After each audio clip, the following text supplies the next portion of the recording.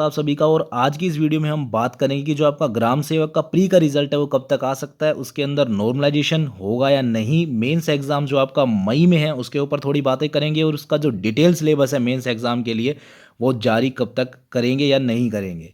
तो पहले हम बात करते हैं आरएसएम एसएसबी बोर्ड की, जो आपका ग्राम सेवक का एग्जाम करा रहा है। उसने रिसेंट में ही पटवार भर्ती कंप्लीट कराई है। लगभग 15 लाख फॉर्म भरे थे, 10.5 लाख ने पेपर दिया था। उसका रिजल्ट वगैरह कंप्लीट किया है अभी, हालांकि 2 गुना का आया है, फाइनल भी देंगे।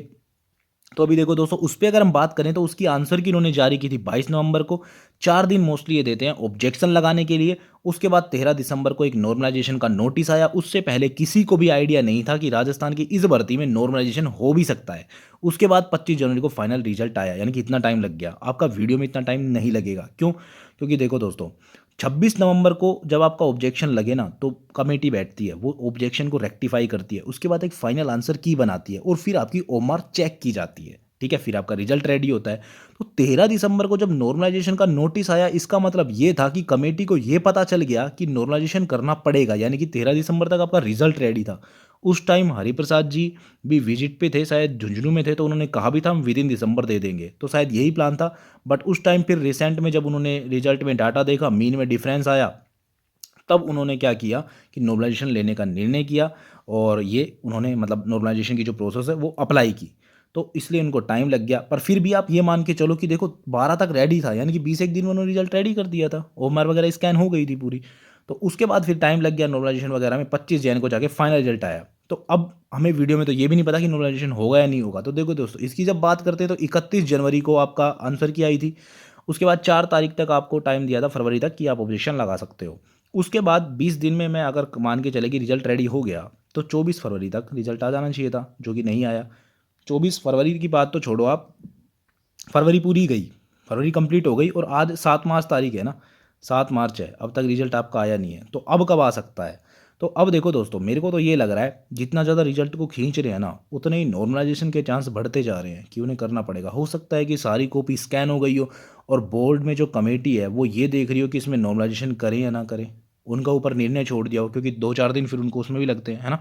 तो ये चक्कर है, क्योंकि वीक में क्या है, 1-2 बार ही मीटिंग होती है, तो 5-7 दिन तो ऐसे ही बेकार हो जाते हैं। ठीक है, तो इसीलिए ये है कि इसमें क्या पता इसके ऊपर अब नॉर्मलाइजेशन की प्रोसेस अप्लाई की जाए, क्योंकि जितना ज़्यादा टाइम लगेगा ना, उतना यही चांसेस रहेंगे।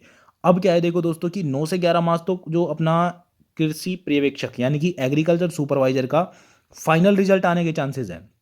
ये एक पेपर था एग्रीकल्चर सुपरवाइजर का, इसकी क्या है, 2 गुना का रिजल्ट जारी कर दिया था। उसके बाद डीवी हो गया, डीवी के बाद एक और लिस्ट जारी होती है, डीवी दोबारा कराते हैं कुछ, वो भी हो गई है। उसके बाद इसमें रिट भी लग रही क्वेश्चन में, वो भी निपटा दिया।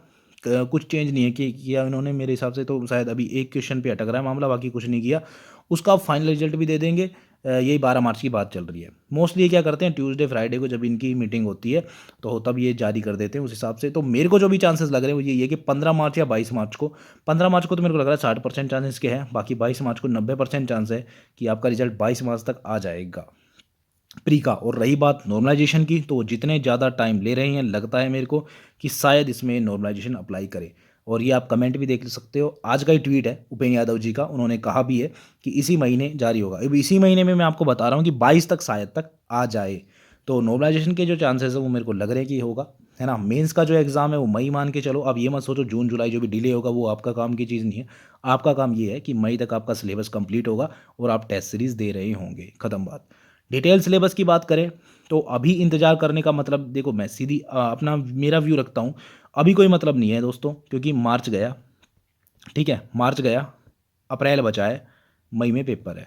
ठीक है, तो अब अप्रैल में हम क्या डिटेल सिलेबस कर लेंगे, अब अपन ने तैयारी जो है वो कर ही ली होगी, है ना। और अभी चांसेस है भी नहीं, शुरू में तो काफ़ी लोगों ने कहा भी, और बोर्ड ने भी ये कह दिया कि ये विभाग का काम है, जो विभाग उन्हें भेजता है वो ये जारी कर देता है। तो ये चेयरमैन साहब इसमें कुछ नहीं कर सकते कि, है ना, तो उनके हाथ में नहीं है ये विभाग के हाथ में है, विभाग भेजता है इन्हें, ये तो पेपर करवाता है, विभाग ने इनको सिलेबस भेजा, इन्होंने आपको बता दिया, ये चीज़ उन्होंने ये कहा है। तो ये भी ठीक है भाई, जब तक विभाग उन्होंने इनको जैसी जानकारी दी है उन्होंने हमें प्रोवाइड करा दी।